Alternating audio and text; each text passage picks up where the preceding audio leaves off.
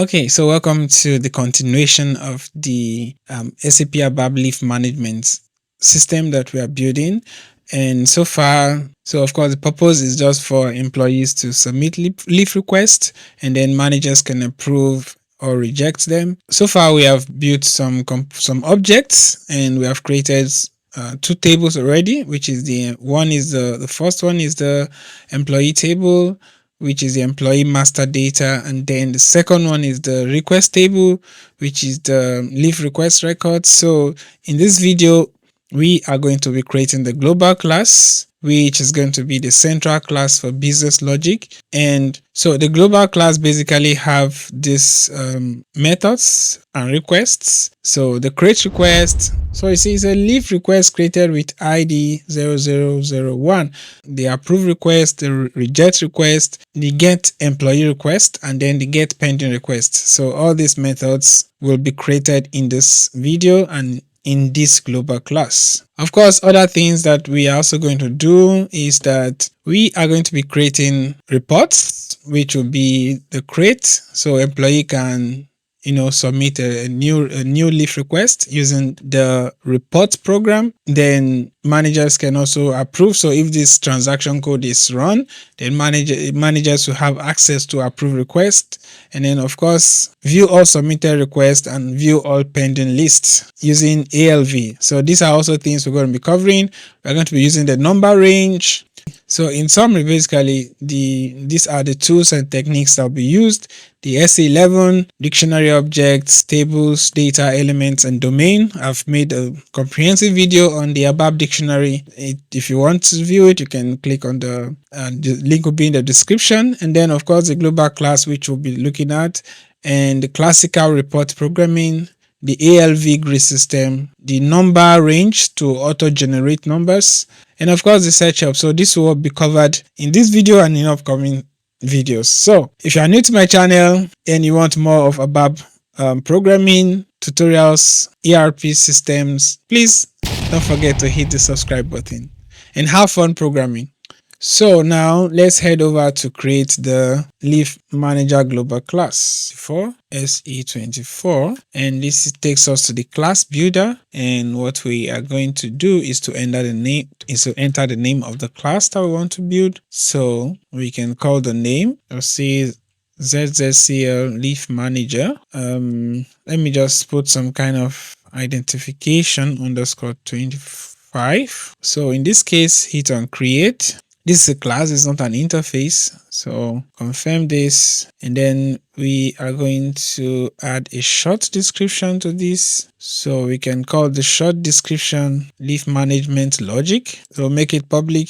So this final, we're going to leave it unchecked, and then click on save. I'm going to save it to my package, which is the leave management underscore 24 package. We save this. Save to the transport request, and then we are in the class builder. So the next thing we need to do is that we need to define the methods that we're going to use in this class.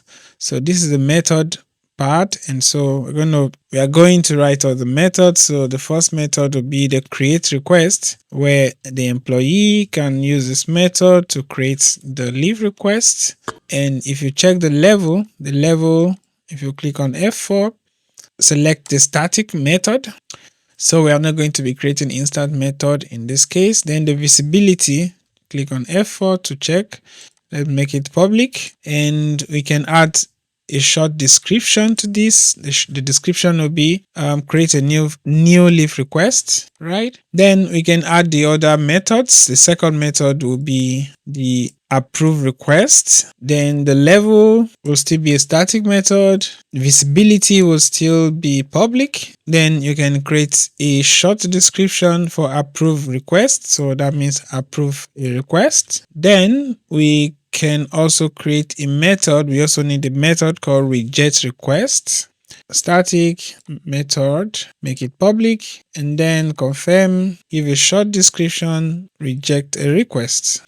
Now let me just fill in the other methods, get employee requests and the get pending requests. So get employee requests will get all the requests of the employees, get all request for an employee. This will be the description. There you have it.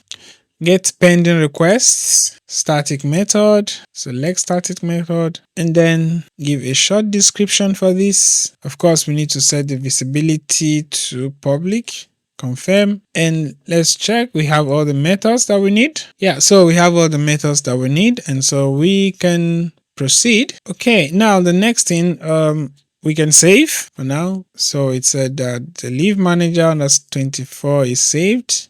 So now we need to define the method signatures. That is, we need to define the parameters for each method. So if you click on the method that you want to define the signatures, then you select parameters. So in the parameters section, we're going to be adding the importing and exporting parameters. Okay, so the first one is going to be the importing parameter, and so let's give it a variable name.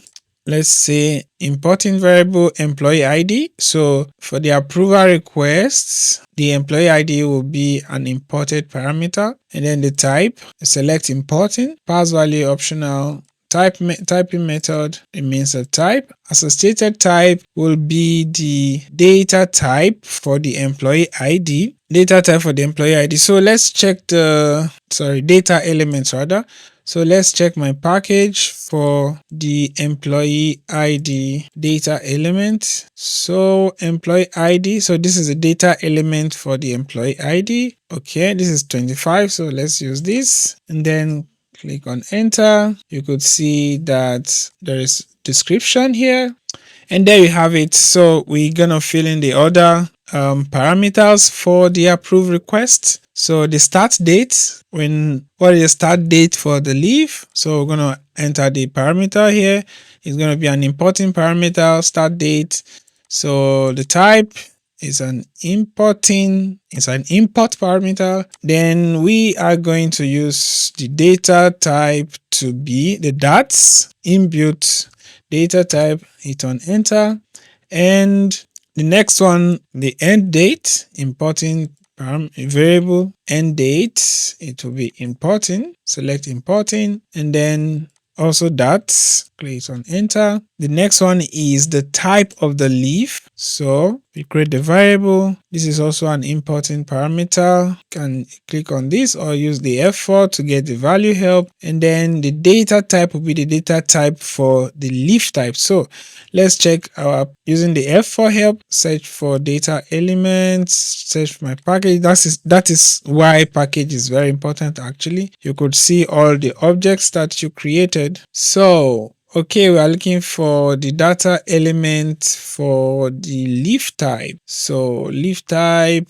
we have this here. Do we have anyone with ID 25? No. So we can go with ID 24. It's still fine. Okay, so confirm this. Hit on enter, and there we have it. Now we need to add an exporting parameter.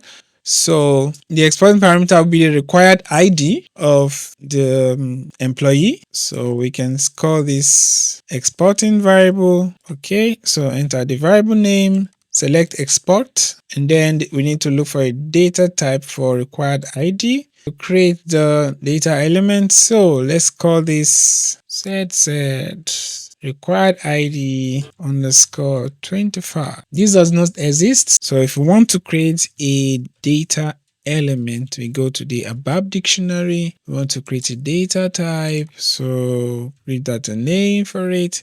Click on create. We need a data element, confirm this, and we can say required ID for employee domain. Yeah, for the domain, we need to create a domain. Let's call the domain z required ID underscore. This domain does not exist, so we need to create the domain. So let's say required ID domain. Let's give it a length of 10. Click on it. Sorry, it should be character with a length of 10.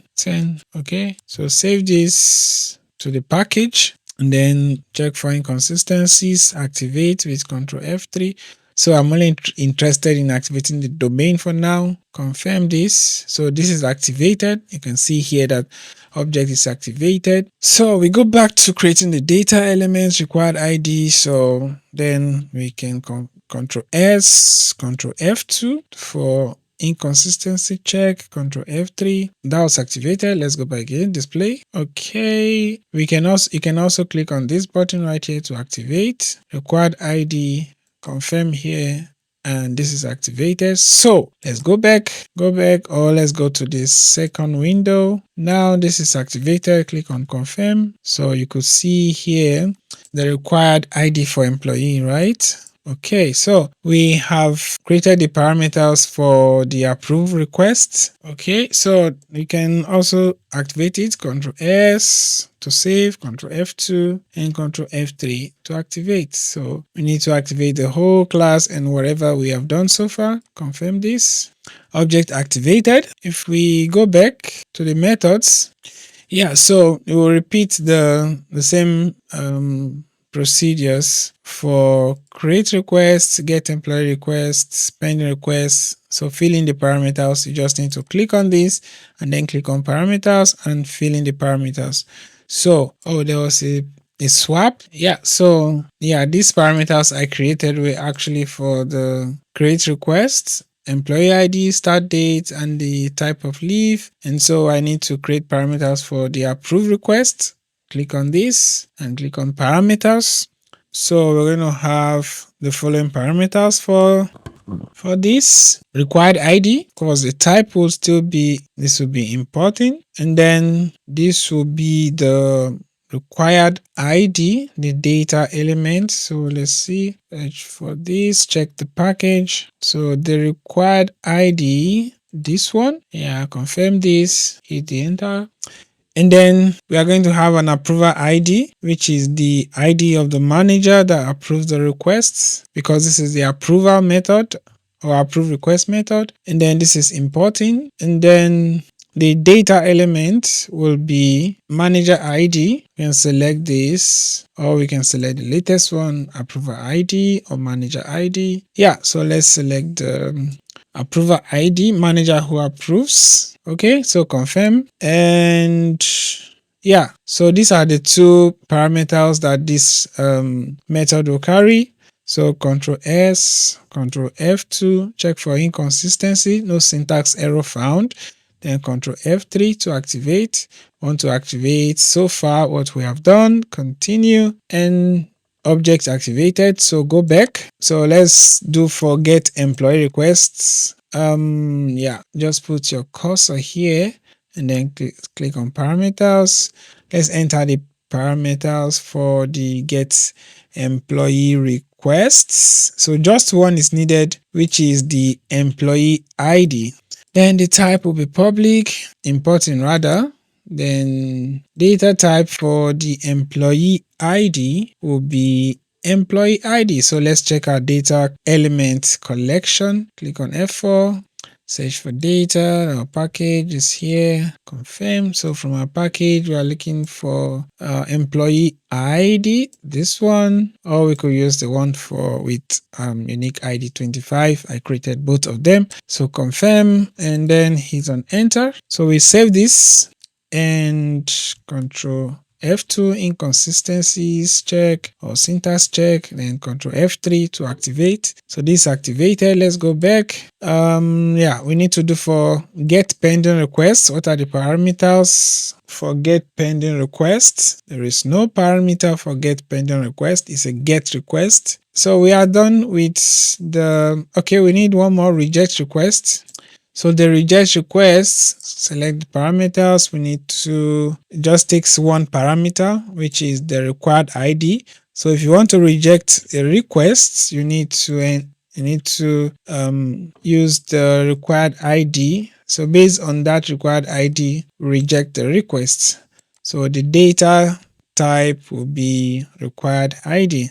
So this is Click on enter, and then we can also save this, Ctrl S. So we go back to the methods. Okay, so for the get employee requests, we have the employee ID, okay, but then we need to create an export parameter. So we're going to call this the export table request. Okay, export table requests, and let's add a unique ID underscore 25.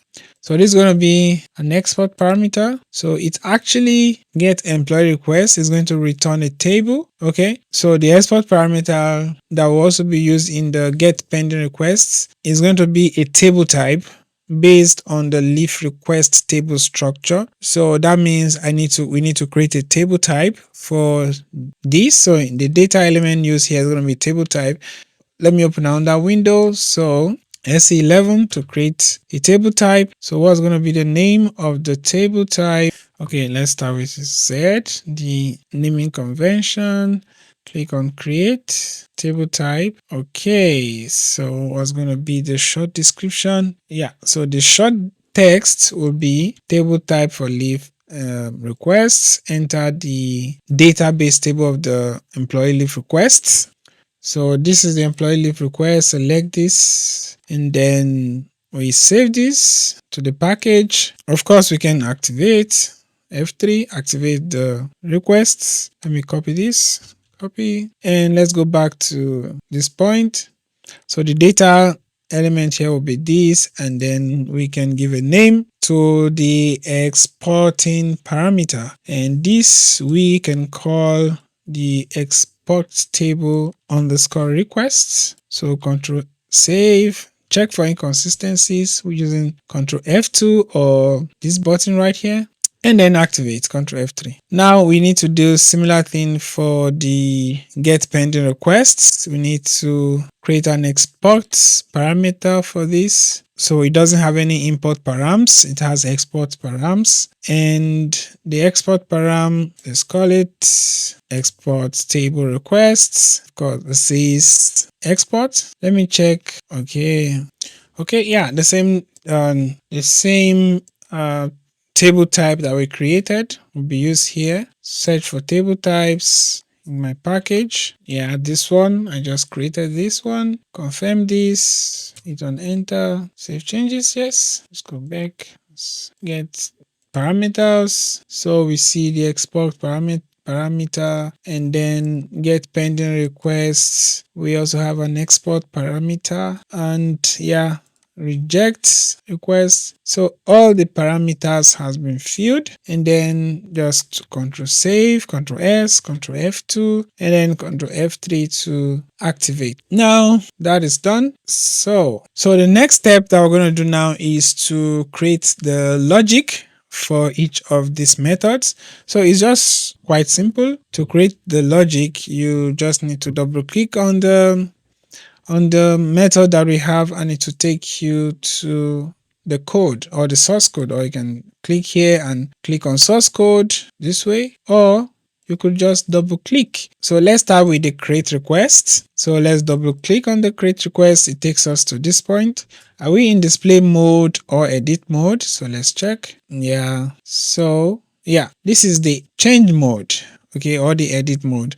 So you have to ensure that you are always in the change mode to be able to make edits. Okay, so we are going to write a code in this point that will validate that the date which the employee entered is correct, and then we are also going to generate a unique request ID, and then insert the leaf requests into the table leaf request table, and then return the new request ID. Okay, so this is what the code is going to be doing. So method create requests. Now the first thing is we're going to check if the date is valid. So you write an if statement. Yeah, okay, basically this is the method that we'll be using. First check if the dates are valid, and of course I did not show this earlier. To raise exceptions, you need to include these invalid dates and the save field as parameters in the exception. So when we go back to the method signature, when you click on parameters for the create request, no, sorry, exceptions rather. So you can add the exceptions here, invalidate, save field, and then the description, and just save and save so that you can use those params in your source code. There's going to be a unique request ID, and then we need to create the number range. So the next thing that we're going to do to make this code run perfectly is to create the number range in the SAP. So SAP uses number range to generate unique request IDs. So let's create the number range. So Ctrl N, and you can use this transaction code SNRO. So the object name that I want to create, we can call it the leaf requests. You need to start with Z or Y. Click on create. Okay, this already exists. Okay, so it's already created in the system. I already did that. So, but if you want to create, that would be the way to create it. I already created a range, number range. Click on this. Let's check the intervals. 0, 1 from this to this. So the number range is already created, right? Number range status. We have 10. So this was already created in the system, so I could not even create another number range when I tried. Okay, so let's go back to the source code. So let's do a check one more time and then activate. So let's activate the create requests, and this has been activated. Now, of course, we have created the create request. So we need to test this. We need to create a report to test this. And so we can use SE38 transaction code, Ctrl N, SE38. So above editor, we need to create a program. So let's call this test create request, unique ID underscore 25. Let's click on create. So we can just see tests create report. And so the type is going to be an executable program, and we can click on save. All right. So just a simple code. Okay, so this is a code for the create request test, and we just created a local variable of type required ID. And so we call the method from the leaf manager create requests and exporting parameter employee ID. So you can just give an example of an employee ID, and then the start date of the leave, the end date, the type of the leave should be annual leave or sick leave. So these are just hard coded examples. Normally this will be entered by the user. So let's leave request created. So let's save this, and then Ctrl F2, no syntax error found, Ctrl F3 to activate, and then we can run this using F8 or this button right here. So you see it's a leave request created with ID 0001. So I already have number ranges that I created already. That's why the count continues from 11. And so this is the ID for the latest one I created. And that's it. So we've created the class, we've created the methods, and we have started implementing the source code for each method. So in the next video, we'll look at how we can complete all the methods and tie everything together. So if you are new to this channel, don't forget to hit the subscribe button, and see you in the next video.